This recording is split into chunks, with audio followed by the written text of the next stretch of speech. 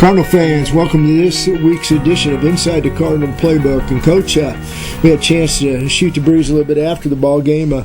We both sat and talked. As far as all three phases of the game, I thought this game probably was the best as far as all three phases improving in each area. Yeah, I would agree. That was, there's more balance and not one side showing up, the other one not, or anything like that. So it was good. It was good to see. There was a lot of growth that came out of that, and now we just got to. The next step is well, when we have an opportunity to block a punt or block a field goal or something, there's a certain way you go about it, and we get that done. And those things change the outcome of close ball games. Well, absolutely. And I have to say, and I don't want to get into complaining about officiating or anything. I really don't. But two key plays, Game 2 against Doane and Game 3 last week, was punt return situations. Mm-hmm. And, we had a hold, we get the ball, and we returned it to about the 49-yard line of their 49-yard line. Have 3 timeouts and 3:27 on the clock. We score, we win. Kick the extra point.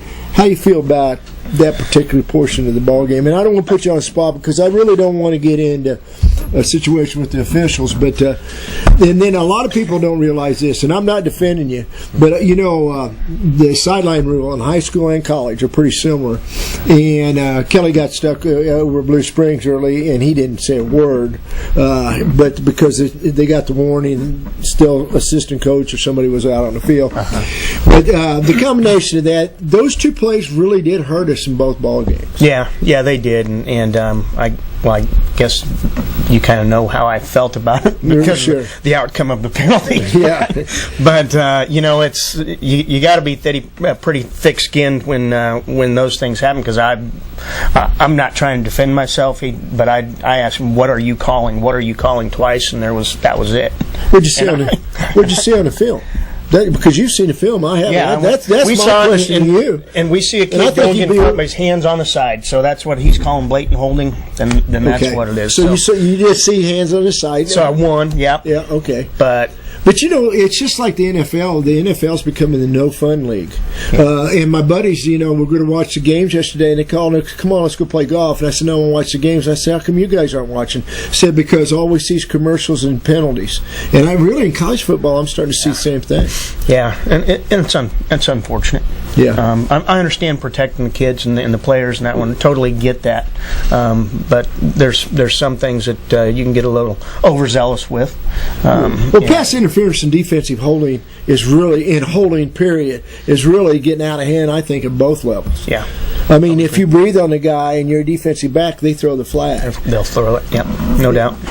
So I guess we got to get off that. Well, they've just been... you have to deal with it. At bad time. Yeah, you have to do. You just have to deal. Let's talk offensively. Let's talk about your quarterback. Okay, good. Because I got to see him after the game. I visited with him and his parents. Yeah. I thought, we were critical, both of us, of his first time he played. Was he prepared and was he ready to go? He was prepared and ready to go this week. There's no doubt. Jared did a great job for us and gave us a chance to win the game. He sure did. And really performed well. And I don't know, it was 23 of 33 passing. 291, 3 touches. 332. Was it 332 officially? 332, I believe, yeah. Yeah, that's solid. Yeah, that's real solid. That's solid. And, he did some good and managed the game, and showed some leadership, too. Well, yeah, no doubt. There's no doubt. And couldn't be more happy with the way he played and the approach and the entire team's approach. It's something that I was proud of. And, I told him sometimes I need to listen to myself that involves a ball. It's supposed to be fun. And I talked to them about like that. I said, the NFL, no fun league. On Thursday and or on Friday, actually, at our afternoon meeting. And I think they embraced that, and I know I did. I had more fun on Saturday, even with the loss, that I saw the growth, and I saw where we could go and what we can do, and flashes of what we're going to be in the future. Well, you could tell the kids were having fun. Yeah. I mean, they were in the ball game. Everybody's enthusiastic. Everybody's fired up. Maybe too fired up at times getting off the sideline, just getting around. But no, really, right there. Another area, let's talk specialties. We really haven't given them enough credit. And Trubich, I really like him. Coach does a great job. The kickoff return has been a little bit of a problem. Mm-hmm. Man, they were stellar this Saturday. Mm-hmm. This past Saturday, they played well.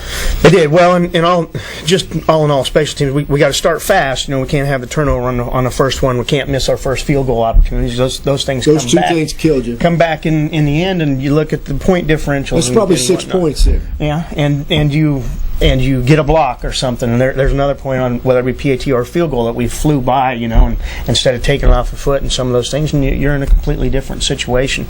So but they've been solid. I know he expects perfection. Yeah, Trowbridge is deep. There's a lot of moving parts on special teams. We want to be better than the other team, and I think we've done that.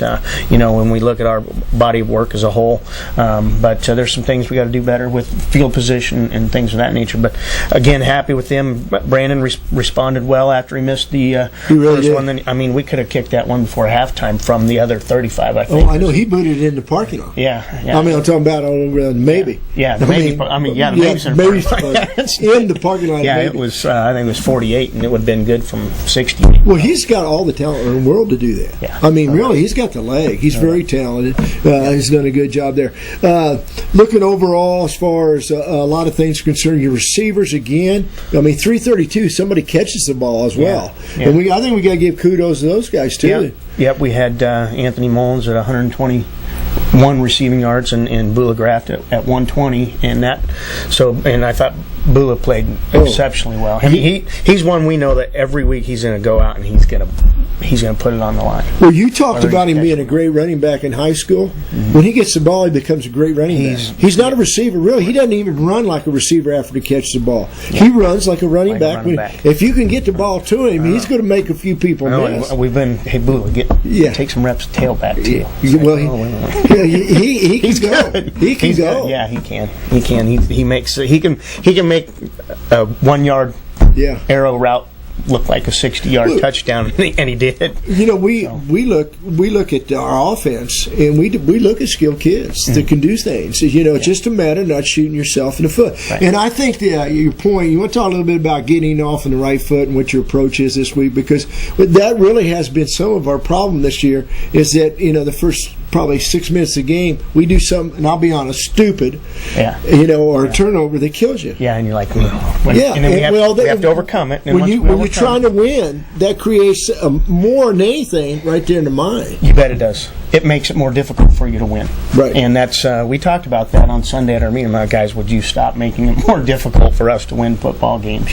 With the turnovers and with the missed opportunities, and not playing with the confidence that we need yet. That comes with winning. But unless you play with confidence, you're not going to get the winning. So it's all just part of itself. Sure, and once we get that, though, you're going to see some really, really good things. I need to mention too that Anthony Mullins went over 2,000 yards receiving for his career here, which is that's awesome. Which is very, very good. He's very talented. Honorable. You're not an All-American by being a slouch, right? For no sure. doubt. Let's look at the conference. I didn't think this would probably sound bad. I thought you had just as good, if not a better, football team in St. Joe. I think when you get in a conference, looking at the scores, and I follow them really now all the time. I read about who scores for them and all that stuff. Looks to me like a pretty even conference. McHenry got beat last week. They were 2-0, and they got an honorable mention point in the national rankings, but that'll probably take them out of that after the loss last week.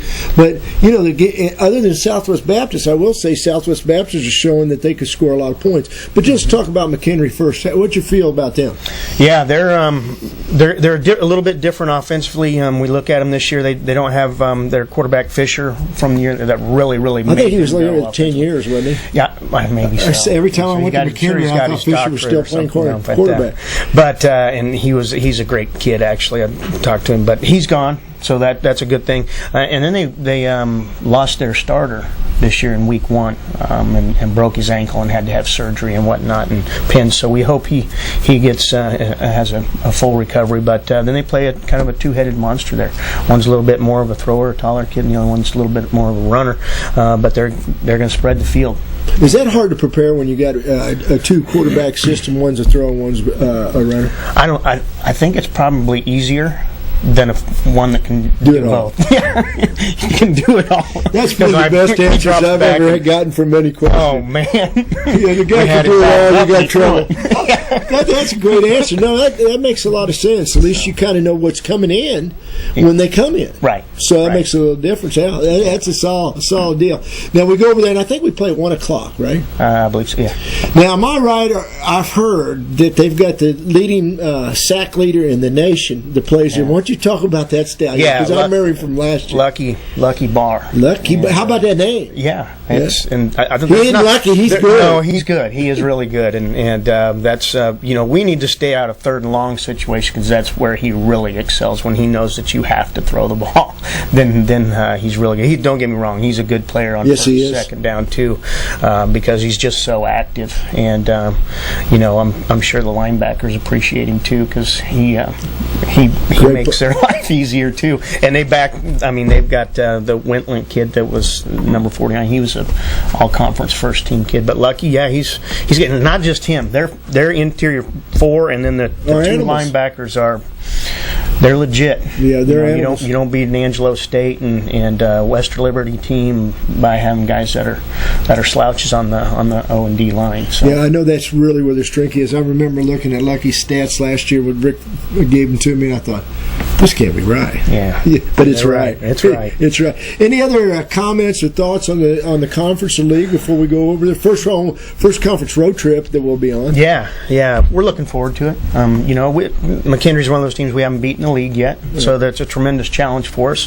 But it's also a great opportunity, and our guys we're learning, and that's what we expect each week. And one of these days it's going to turn, and why not this week? Yeah, I see a lot of growth, and hopefully the staff and everybody talking with the guys after the ball game, there was definitely some positive things. Yep. Well, Coach, good luck on the trip. Be safe going down there. Yep. And for anybody that can't make it, we'll be broadcasting at 1 o'clock, and it should be a good ball game. It really will. And really, it's kind of two teams going in. They have a great defensive line, and we're pretty skilled. So it'll be kind of two different theories there, and it should be a good ball game to watch, see how it works. So hopefully we'll see all you Cardinal fans, and if not, if you can't make it, please listen to Rick and myself. 1 o'clock on Saturday, we'll be over at McHenry and play our second conference game. Like I said, anything can happen in the conference. No doubt. We'll see you guys, and again, that ends this edition of Inside the Cardinal Playbook.